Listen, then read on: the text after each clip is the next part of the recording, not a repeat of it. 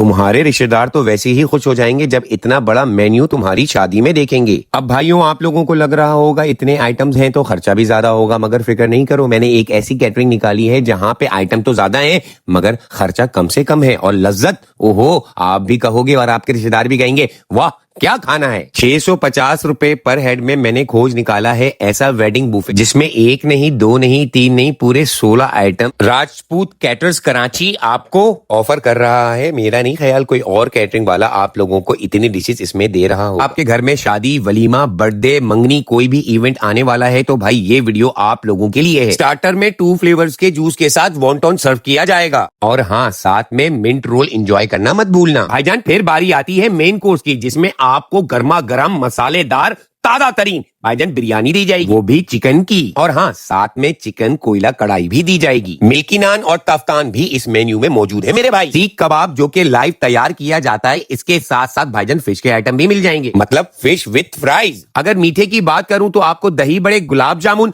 Ice cream जो कि सामने तैयार की जा रही है, और यही नहीं भाईजान दूध पत्ती चाय, ग्रीन टी भी है। सैलेड बार में ग्रीन सलाद, रायता, पान का भी इंतजाम किया गया है। मेहमानों को कहना पान खाए बगैर मत जाना मेरे भाई। 16 से भी ज्यादा आइटम दे दिए। तो भाई सोचना क्या है, रॉयल कैटर्स आपको ये सारी चीजें 650 रुपए में दे तो रहा है। कांटेक्ट कर लो ना मेरे भाई। मुनासिब कीमत में जायकेदार खाना।